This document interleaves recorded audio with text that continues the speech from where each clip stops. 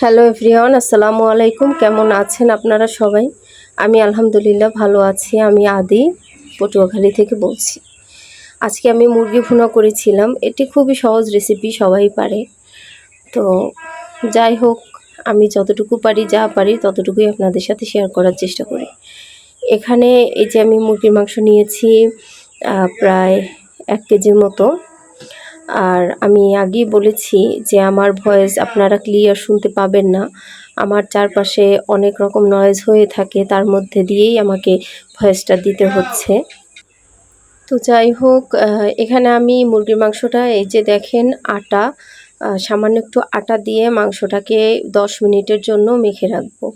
যারা ব্রয়লার মুরগি খেতে পারেন না কিংবা এই ধরনের সোনালী মুরগি, ফার্মের মুরগি খেতে পারেন না, গন্ধ আসে, তাদের জন্য আমি বলবো যেভাবে আটা দিয়ে 10 মিনিট যদি আপনারা মাংসটা মেখে রাখেন, রান্নার আগে অবশ্যই মাংস থেকে কোনো রকম বাজে স্মেল আসবে না, একেবারে রিমুভ হয়ে যাবে এবং এটির ভিতরে যে জমানো রক্তগুলো থাকে সেগুলো একেবারে পরিষ্কার হয়ে যাবে। আমি এখানে 10 মিনিট মেখে রেখে এই যে ভালো করে ক্লিন করে ধুয়ে নিয়েছি। এবার আমি মাংসটাকে লবণ এবং মরিচের গুঁড়ি দিয়ে একটু ম্যারিনেট করে আমি এটা তেলে ভেজে নিব।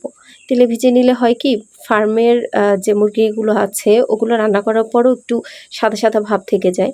আর যদি মরিচের গুঁড়িটা বেশি ইউজ করি তখন দেখা যায় কি যে ঝালের পরিমাণটা বেড়ে যায়। যার কারণে আমি আজকে ভেবেছি যে একটু মরিচের গুঁড়ি আর লবণ দিয়ে মেখে মাংসটাকে একটু লাল লাল করে ভেজে নিই। এই যে এভাবে করে ভেজে নেব। তার আগে তো আপনারা দেখলেনই আমি আলুও ভেজে নিয়েছি। আমি আজকে মাংসে আলু দিতে চাইনি, কিন্তু আমার বাচ্চারা বলে না আলু দিতেই হবে। তারা আবার আলু ছাড়া মাংসের আলু ভীষণ পছন্দ করে, আলু ছাড়া তারা খেতে চাইছে না।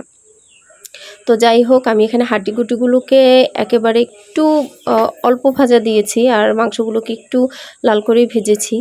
আর এরপর এখানে গরম মশলা, পেঁয়াজ, রসুন, আদা বাটা, হলুদ, মরিচের গুঁড়ি, জিরা ও ধনিয়ার গুঁড়ি, এখানে আমি আর লবণ, পানি, এটা আমি একসাথে দিয়ে দিয়েছি। এবার আমি মশলাটাকে ভালোভাবে কষিয়ে নেব। এটা জিরা ও ধনিয়ার গুঁড়ি দিয়ে দিয়েছি। মশলাটা কষানো হয়ে গেছে। এখন আমি ভাজা আলু এবং ভাজা মাংস একসাথেই ঢেলে দেব। তো এবার আমি মাংস এবং আলুটাকে আরেকটুখানি কষিয়ে নেব, সামান্য একটু পানি দিয়ে। প্রায় 5 মিনিটের মতো আমি এটাকে ঢেকে রাখবো। তো 5 মিনিট পরে আমি এই যে দেখেন আমার মশলা থেকে তেল বেরিয়ে গেছে এবং আমি ভালো করে মাংসটাকে কষিয়ে নিলাম। এরপরে আমি এখানে ঝোল দিয়ে দিচ্ছি, পানি দিয়ে দিচ্ছি আর কি। বেশ খানিকটা পরিমাণে পানি দিয়ে দিচ্ছি এখানে। এবার আমি চুলার আঁচটা বাড়িয়ে দিলাম। এবার 5 মিনিট আমি চুলার একেবারে গনগনে আঁচে আমি এটাকে রান্না করে নিব। এই যে দেখুন, তার মধ্যে আপনাদেরকে আমি একটুখানি দেখাই। আমি একটু ওই সাইডে গিয়েছিলাম, যেহেতু আমার রুম থেকে আমার রান্নাঘরটা দূরে, একটু গরম মশলার গুঁড়ি আনার জন্য, কৌটাটা আনার জন্য আমি যখন গিয়েছি, এই দেখুন হলুদ মরিচ একসাথে মিশিয়ে রেখেছে, হলুদের জার অর্ধেক খালি। তারপরে এই দেখুন মরিচ এবং হলুদ কতগুলো নিচে ফেলে রেখে সে চলে গেছে। এই কাজটা করেছে আমার ছোটো মেয়ে। এই যে দেখুন ভালো করে বলক এসে গেছে। 5 মিনিট জাল দেওয়ার পরে এবার আমি একটু সামান্য আর একটু লবণ অ্যাড করে চুলার জালটা কমিয়ে এবার আমি ঢাকা দিয়ে দেব। ঢাকা দিয়ে আর 5 মিনিট আমি রান্না করব, এরপরেই আমার মাংস রান্না হয়ে যাবে। তো যাই হোক, আমি ভিডিওটা কেটে কেটে যেহেতু এডিটিং করেছি, আশা করি আপনারা বুঝতে পারবেন। এখানে আমার মাংস রান্না কিন্তু একেবারে কমপ্লিট হয়ে গেছে। এরপর আমি শেষে কয়েকটা আস্ত কাঁচামরিচ দিলাম ঘ্রাণের জন্য।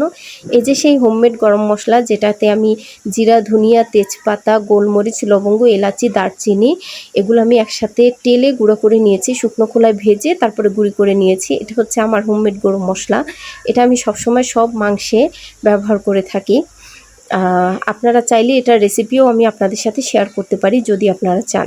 তো এই গরম মশলাটা আমি এখানে দিয়ে দিলাম। খুব সুন্দর সুঘ্রাণ আসে এটা থেকে এবং অনেকক্ষণ পর্যন্ত এই সুঘ্রাণটা স্থায়ীকাল হয়। তো এই তো আমার মুরগি রান্না শেষ।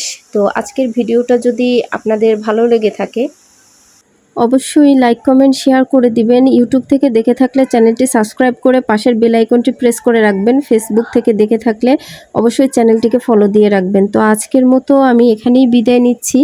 আল্লাহ হাফেজ, আসসালামু আলাইকুম।